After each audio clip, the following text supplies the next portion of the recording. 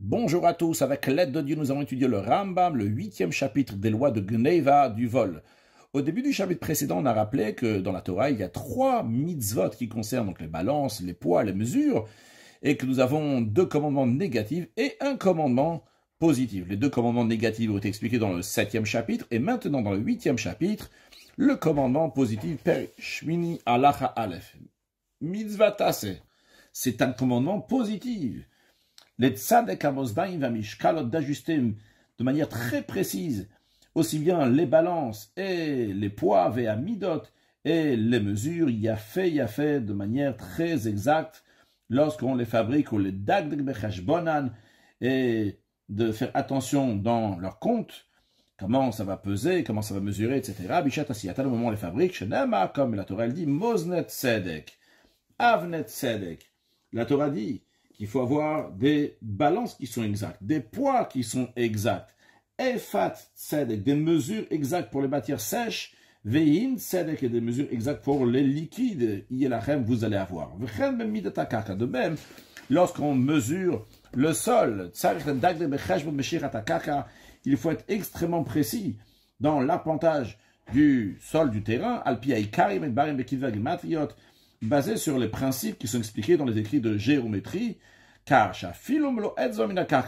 même si une parcelle d'un doigt de terre, c'est pas grand-chose, eh bien, on la regarde comme si elle était remplie de safran, donc une matière qui coûte très très cher. Halacha bet. Arba amot asmuchim lecharitz. En ce qui concerne l'appontage d'un terrain qui est proche donc d'un canal qui passe dans les champs, ils avaient l'habitude pour irriguer les champs de faire passer comme ça donc une sorte de conduit d'eau qui passait, et à côté donc on laissait 4 coudées. Alors ces 4 coudées là, en général ils ne sont pas labourés par le propriétaire du champ, parce que s'ils vont être labourés, donc ils vont être abîmés, et ça va abîmer le canal qu'il y a à côté. Donc on laisse là-bas 4 coudées. Alors justement, ce qui concerne donc ces 4 coudées-là, lorsqu'on les mesure, on les mesure de manière négligente, vu que ça appartient à un particulier, non pas à un public, et bien même si on laisse un peu plus, ce n'est pas grave. Et en ce qui concerne les 4 coudées qu'on laisse sur le bord du fleuve pour que les gens puissent charger, décharger les bateaux, pour que les bateliers puissent avancer, etc.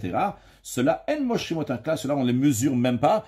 Il faut qu'il y ait une distance qui soit si grande qu'on n'a pas besoin de mesurer, que ça soit vu à l'œil nu comme ça, qu'il y a largement 4 coudées. Cela, ils appartiennent aux gens du public, donc tous les gens qui vont s'en servir lorsqu'ils vont passer là-bas. Halacha gimel, celui qui mesure un terrain, donc par exemple pour la partager entre des héritiers ou bien entre 2 personnes, des associés, eh bien, il ne faut pas qu'il va mesurer avec la même corde. Pour un, il va le mesurer donc en été, ou l'autre en hiver. Pourquoi? Parce que la corde avec laquelle on mesure, elle se raccourcit, elle rétrécit à cause de la chaleur en été. Les filles, c'est la raison pour laquelle il a mesuré avec un roseau ou bien avec une chaîne en fer, ou quelque chose qui est similaire à ça, qui se rétrécit pas ou qui s'agrandit pas, qui est toujours exactement la même taille, donc il n'y a pas de souci qu'il le fasse en été ou en hiver, donc pour l'un et pour l'autre. Par contre, si c'est une corde qui se rétrécit, qui s'agrandit, alors il ne veut pas mesurer pour l'un en été et après l'autre en hiver, vu qu'ils ne vont pas avoir exactement la même mesure. On ne fait pas des poids ni en certaines sortes de fer, ni en plomb, ni des métaux qui sont similaires à cela. Pourquoi? Parce que il y a de la rouille qui se fait, et donc ils sont manquantes à la place de peser tant et tant, ils vont peser moins que ça. Et donc l'acheteur, il croit qu'il a acheté 1 kilo, en vérité il y a seulement 999 grammes, il y a moins en tous les cas qu'1 kilo avec le temps, donc ça s'enlève vu qu'il y a de la rouille. Aval, osim shel tzriya, celle-là, par contre on a le droit de faire avec donc des pierres, donc ce qui est dur, qui est sec, qui sèche, qui ne vont pas s'effriter, ou bien en verre, ou bien d'une pierre de shoam, et quelque chose de similaire à cela. Halachae, parlons du racloir avec lequel on racle donc au-dessus de la mesure. C'est-à-dire ici, là, qu'on voit, donc il y a une mesure, donc ça c'est la boîte dans laquelle il y a la mesure, puis ce qu'on passe au-dessus pour racler, c'est-à-dire pour enlever tout ce qui dépasse, pour que la personne va voir pile la mesure. Donc l'acheteur va acheter du grossiste, ou bien l'acheteur va donner, ou le vendeur va donner à l'acheteur la mesure exacte, donc on racle comme ça au-dessus. Alors, ce racloir-là, comment on doit le faire, avec quoi on doit le faire? Pas le faire. Et aussi metamacha, qu'on n'a pas le droit de faire le racloir pour niveler la mesure du solide, on n'a pas le droit de faire l'ocheldat, ni avec une écorce de potiron. Pourquoi? Mais qu'elle vu qu'elle est léger, c'est-à-dire qu'elle est léger, donc elle ne va pas rentrer vraiment à fond dans l'ustensile, elle va rester comme ça un peu au-dessus, donc ça va déborder, et le vendeur sera perdant. Velochel materet, on ne va pas le faire non plus avec du métaux. Pourquoi des chez Marc? Parce que c'est lourd, ça rentre donc plus à l'intérieur, et donc ça va enlever de ce qu'il y a à l'intérieur. Et l'acheteur sera perdant. Avalosé ou chez les Zaït, on a le droit de le faire avec du bois d'olivier, ou bien chez les Gozim du bois de noyer, chez le Shikma, du bois de sycomore, ou bien chez les Kroa, du bois de buis, les Kayotzeber, des choses qui sont similaires à ça, qui ne sont pas légers comme une écorce de potiron, ils ne sont pas lourds non plus, comme du fer. On n'a pas le droit de faire ce racloir-là, que d'un côté, il va être étroit, et de l'autre côté, il va être plus large. Pourquoi? Parce que le côté qui est large, il ne rentre pas vraiment à l'intérieur pour qu'il va vraiment racler à fond, à fond. Donc, il enlève ce qui déborde, mais pas tellement. Et le côté étroit, ça rentre vraiment, il s'enlève encore plus. Alors, le vendeur risque de s'en servir lorsqu'il achète du grossiste avec le côté qui est large, comme ça, il va avoir plus. Et lorsqu'il va vendre à l'acheteur, il va racler avec le côté qui est étroit. Mais attends, encore une chose, il ne faut pas que lorsqu'il va racler, il va faire tout doucement, doucement comme ça, parce que s'il ne fait pas comme ça en un seul coup, il n'y a pas tout qui va être bien raclé. Il va rester des choses, ça va être plus comblé, ça va plus déborder, et donc dans le Mishim de Shema Frite le Bor, il fait perdre le vendeur. De même, d'un autre côté, il ne doit pas aller à l'autre extrême, comme ça, passer la racloir, comme ça, en un seul coup, très très fort, très très vite. Pourquoi? Les Shema Frite le Car, en faisant comme ça un coup qui est brut et qui est fort, eh bien, il fait perdre l'acheteur, parce qu'il va faire tellement fort que ça va rentrer à l'intérieur, ça va enlever, et même encore plus. Halacha Zain, on n'a pas le droit d'enfouir les poids dans du sel pour que leur poids va diminuer. Le yartiar, le midatalar, moded, et il ne doit pas rendre écumeux le liquide mesuré dans une mesure de liquide, c'est-à-dire qu'il va le jeter comme ça fortement à l'intérieur, comme ça, il y a plein de bulles qui va se mettre au-dessus, et l'autre il a l'impression d'avoir une mesure qui est remplie, mais en vérité c'est rempli de bulles à la surface. Et même si la mesure était très petite, c'est juste une petite différence qui va en sortir de ça, parce qu'il y aura juste un peu, donc il va être, à cause des mesures qui ont été salées, ou bien que il y a juste un peu de bulles, bien quand même c'est interdit. Pourquoi? Parce que la Torah elle était très très très méticuleuse, pointilleuse en ce qui concerne les mesures, quelle que soit la quantité. Chez Nehem, la Torah dit Bamsura. Bamsura, c'est une mesure qui est tout petite. Midaktana, Echad Mishlosh Belog, c'est un 33e d'un log. Un log, c'est 344 millilitres. D'ailleurs, d'après la version que nous avons dans la Gemara, la Gemara Zaken, comme ça, il dit dans Shulchan Aruch, c'est un 36e du log. Mais en tous les cas, c'est une toute petite mesure. Et malgré ça, la Torah fait très attention, donc il faut faire très attention. Halachachet, Moche Ashashiot Shel Barzel Vekayetze Baem. Des vendeurs de blocs de fer, de ce qui est semblable, donc des objets qui sont lourds. Nous allons voir maintenant donc les halachot en ce qui concerne donc les balances. Alors dans la balance, il y a 4 parties, j'appelle ça 4 parties. Alors nous avons le fil avec lequel la balance est suspendue. Puis après nous avons le fléau. Puis après on a l'autre fil, on peut appeler ça peut-être des fois des chaînes, on appellera ça dans la suite. En tout cas, donc encore une fois un fil. Et après le plateau. Donc c'est les 4 parties. Et le Ram va nous dire les mesures qu'ils doivent avoir. Le principe, il faut que ça soit bien mesuré. Pour être sûr que ce soit mesuré, des fois, si c'est trop proche du sol, c'est possible que ça cogne le sol, après ça va remonter sans que la personne s'en aperçoive. D'un autre côté, si après le fil qui est là où il n'est pas comme il faut, alors c'est possible que ça va se balancer, mais vu que tu l'attrapes dans ta main elle va bloquer et ça va pas pouvoir monter plus haut. Donc il y a besoin dans chaque chose en fonction, donc il y a une certaine mesure bien précise. Alors le Ram nous dit, on reprend la rachet, donc ceux qui vendent des choses qui sont très lourds, donc comme des blocs de fer. Il faut que le fil de la balance, c'est-à-dire que celui qui pèse attrape dans sa main, donc ce fil-là donc qui est au-dessus, ce qui attrape donc le fléau et après donc tout le reste de la balance, il faut que ce fil-là, il faut qu'il a 3 tfarim. Un tefar, c'est une palme, donc qui correspond à 8 cm, donc ça correspond donc à 24 cm. Ou gvoy minaret, il faut que ça soit plus haut que le sol, shloshat tfarim, donc de 3 tfachim, encore une fois, donc de 24 cm. Mais en ce qui concerne, en ce qui concerne donc le fléau, donc sa longueur, eh bien, de même, les fils qui suivent donc le fléau et les fils donc, sur lesquels donc, sont suspendus la balance, eh bien, il faut qu'il soit shtem asar tefach, il faut qu'il soit de 12 tfachim, aussi bien le fléau, aussi bien les fils. Dans Alachatet, Alachayud, le Ram dira donc d'autres mesures pour d'autres choses qu'on veut peser. Et on verra en tous les cas qu'il y a un point commun, c'est que le fléau et le fil qui suit ont toujours la même mesure. Par exemple, ce que nous avons vu ici, c'était 12 tfachim pour le fléau et 12 tfachim pour les fils. Dans la suite, on va voir le fléau, bon, 9 tfachim, et donc aussi donc, les fils qui sont suspendus de ça, aussi 9 tfachim. Après, on va voir donc une autre sorte de balance qui a 6 tfachim pour le fléau, et bien, ce sera aussi pour les fils au-dessus de la balance qui font 6 tfachim. Halachatet, Mosdaim Shamochetsemer Mochesruchi, donc la balance des vendeurs de laine et des vendeurs de verre, donc le fil sur lequel ils sont suspendus, donc sur lequel le fléau est suspendu. Donc on parle de la khatet maintenant.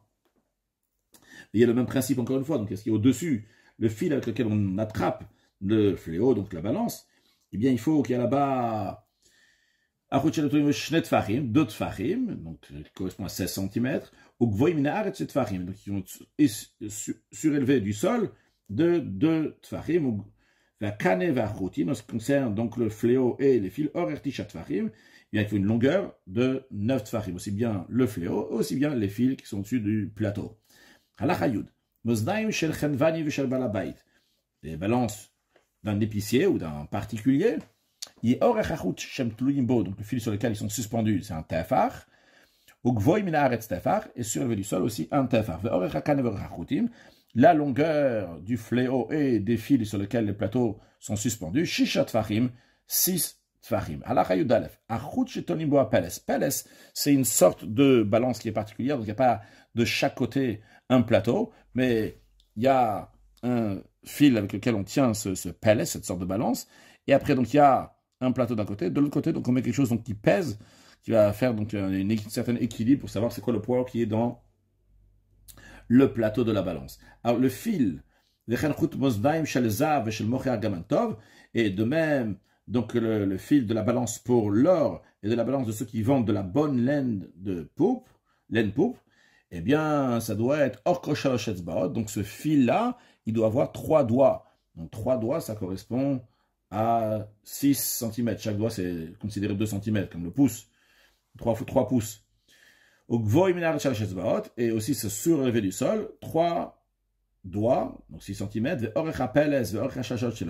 et la longueur du fléau, donc dans ce sens-là, donc ce peles-là, et la longueur donc des chaînes qu'il y a ici, tout à l'heure ça s'appelait des fils, ici le Rambam appelle ça donc des chaînes, qui fit machéo, c'est comme ce qui le semble, donc au gré de l'intéressé. Halacha yudbet.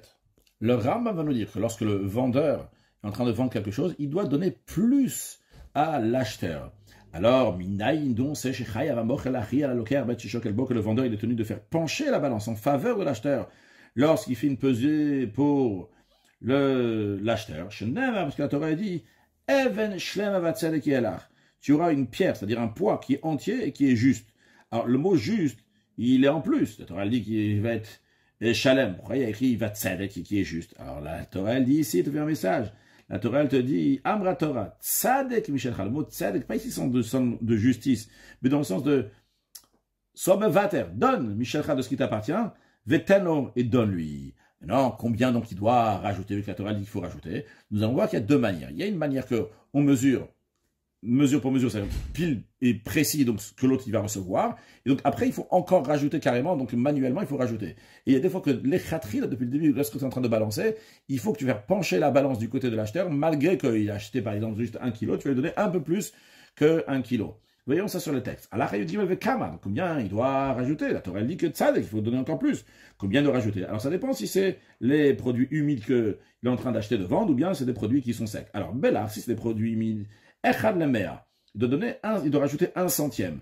Au Veyavesh, si c'est des produits qui sont secs, donc 1/4 centième, il doit rajouter. Comment ça? S'il lui a vendu 10, une mesure qui s'appelle litrine, donc de produits qui sont humides, Notelo Gerum, il va lui donner un rajout, 1 dixième de la litra, donc 1 dixième de litra, vu qu'il y a 10 litras dans ça, donc 1 dixième d'une litra, ça correspond à 1 centième. S'il vend des produits secs, donc un poids, une mesure de 20 litrines, eh bien, note notre giroum, il va lui donner donc un rajout, un vingtième d'une seule litra, donc il correspond à un 400e. De même, d'après ce calcul-là, Ben Rav Ben Mouad, qu'il lui vend une grande quantité, ou bien une petite quantité. Non, quand est-ce que ça s'applique? Il faut rajouter en plus de ce qu'il a pris. Dans un endroit où on a l'habitude de vendre, littéralement œil pour œil, ça veut dire exactement, il a pris 1 kilo, c'est pile 1 kilo qu'on lui donne, et après on va rajouter quelque chose. Dans un endroit où on a l'habitude de faire pencher la balance, alors que lorsque l'acheteur il prend 1 kilo, on va faire pencher la balance pour plus que 1 kilo. Il doit faire pencher la balance d'un tefar en faveur de l'acheteur. Alors certains expliquent qu'on dit un tefar, c'est que d'un côté, on met un demi-tefar, et après l'autre côté, il va monter encore un demi-tefar, et la différence entre un côté et l'autre côté sera entièrement de un tefar. Halacha tet vav. Haya shokelo eselitin. Si le vendeur est en train de faire des pesées pour l'acheteur de 10 litrines, le yomar, il ne faut pas que l'acheteur dit au vendeur, écoute, shkol achat achat, tu vas peser 1 litrine, encore 1 litre, un deuxième litre, etc. Chacun différent l'un de l'autre. Et à chaque fois, rajoute encore quelque chose. Pourquoi? Parce que dans ce cas-là, le vendeur, il va être perdant. Et il lui pèse donc 10 litres en une seule fois. Et il fait pencher la balance une seule fois pour tous. Ou bien, il lui rajoute une seule fois pour tous, pour les 10 litrines.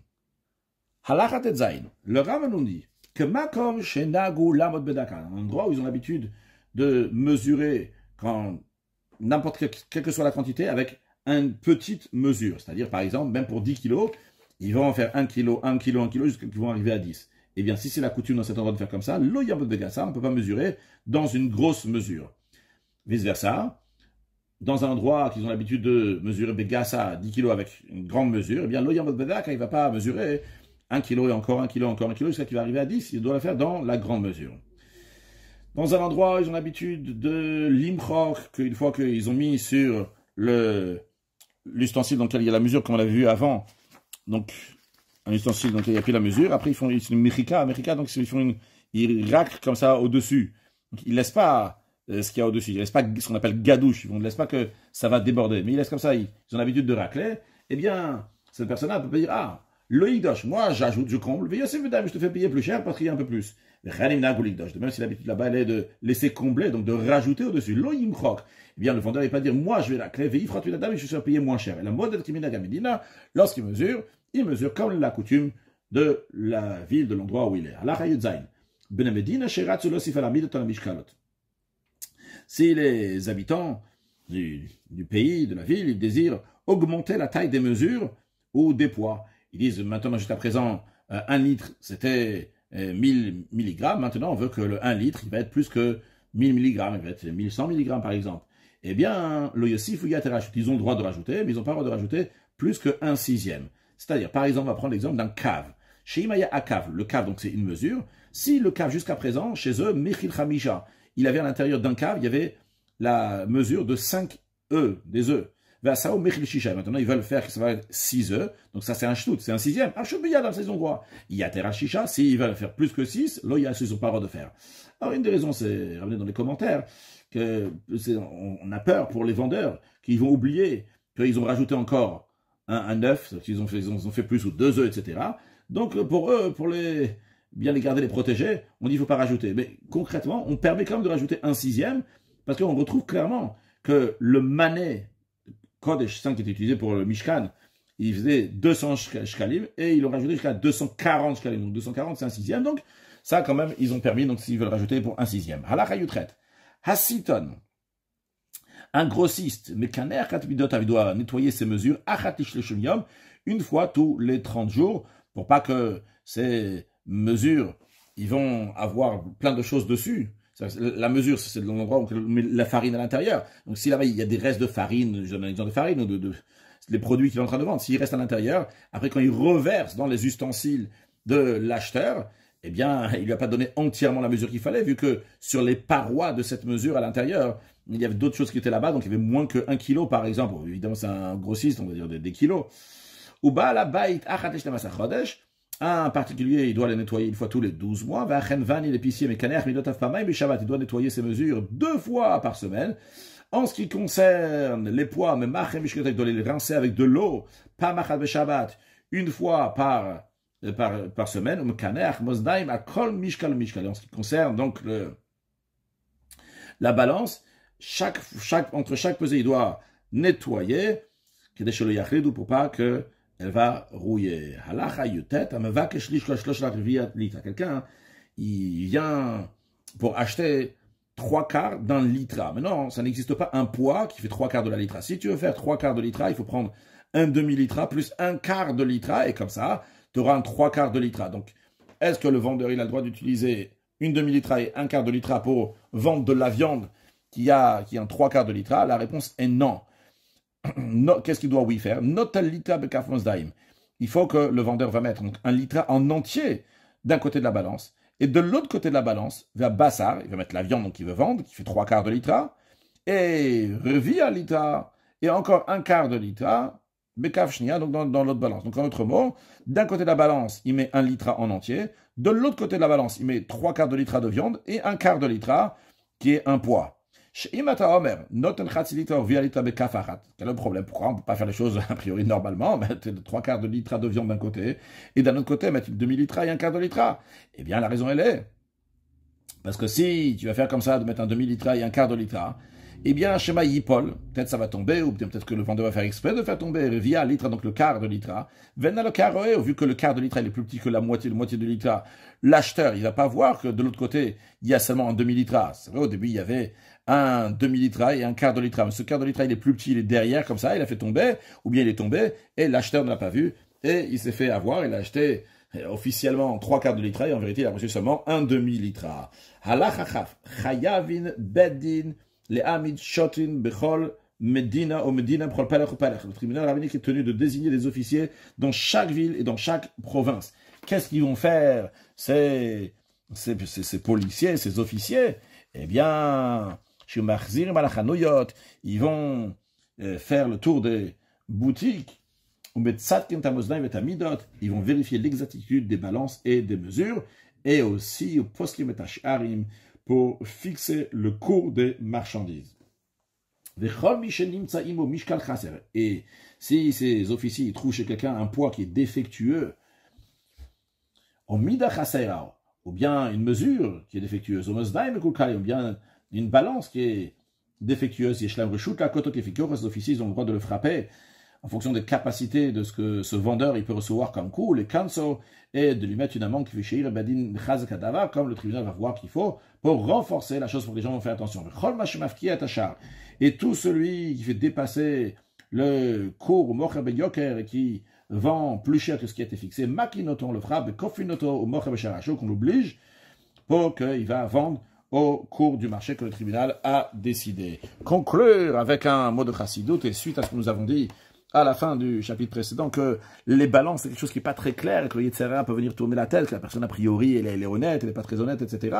Eh bien, il y a écrit que Amalek, il est venu, pourquoi? Suite aux Mishkalot, aux balances qui sont pas très droites. Comme ça, on retrouve dans la paracha de Teitse qu'il y a un lien entre Amalek et les poids qui sont pas exacts. Quel est le rapport? Parce que Amalek, comment il vient pas, donc comme ça, officiellement, il va se rebeller. Il met des sfekot, il met des doutes. Amalek, c'est la valeur numérique de Safek.